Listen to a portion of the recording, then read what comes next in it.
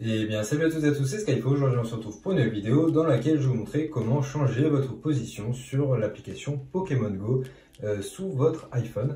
Donc nous allons voir tout ça après l'intro, c'est parti.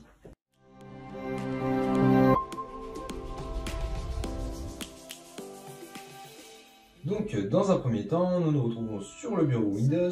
Comme vous pouvez le constater dans la description, je vous ai mis un petit lien qui vous amènera vers cette page. Donc il s'agit de Cleveguard, qui est un logiciel qui va vous permettre de changer votre localisation. Pas forcément sur Pokémon Go, cela peut être sur différentes applications disponibles sous iOS ou encore Android si je ne me trompe pas.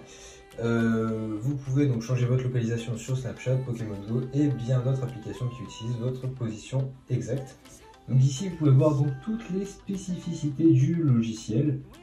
Ici vous pouvez également voir donc des images donc avec ce que peut faire le logiciel, en fait ce que le logiciel peut proposer.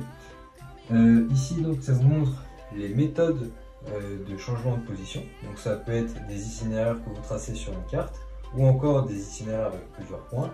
Vous pouvez aussi vous déplacer avec un joystick. Donc voilà, vous pouvez vraiment faire plein de choses avec ce logiciel Cleveguard. Donc là, on va se retrouver donc, sur le logiciel.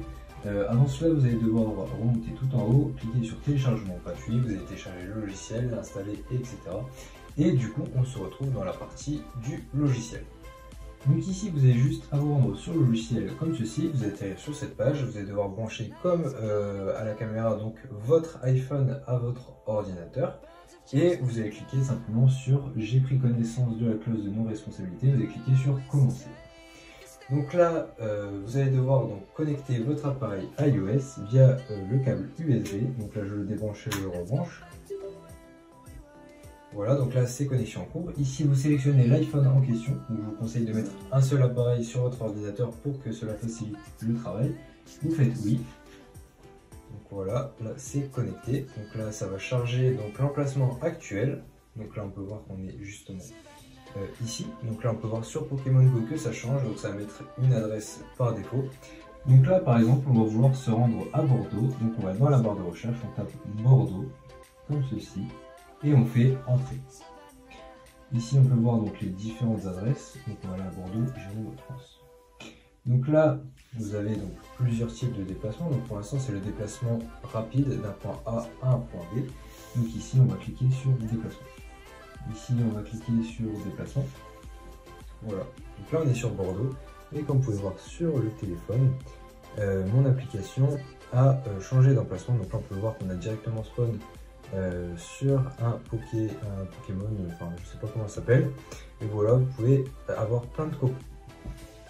Vous pouvez avoir plein de Pokémon directement en changeant votre localisation. Donc là ici, c'était donc le mode, on va dire, de spawn direct sur une ville en question.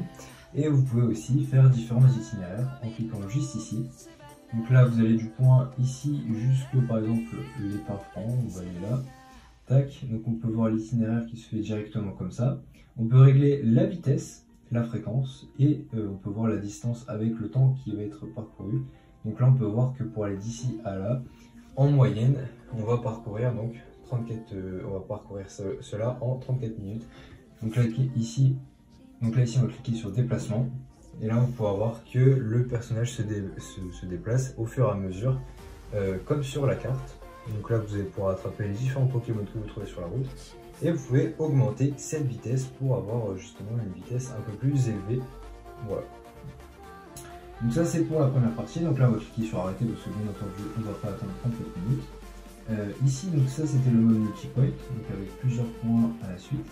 Ici vous avez le mode donc, où vous mettez un point A à un point B, donc le mode classique.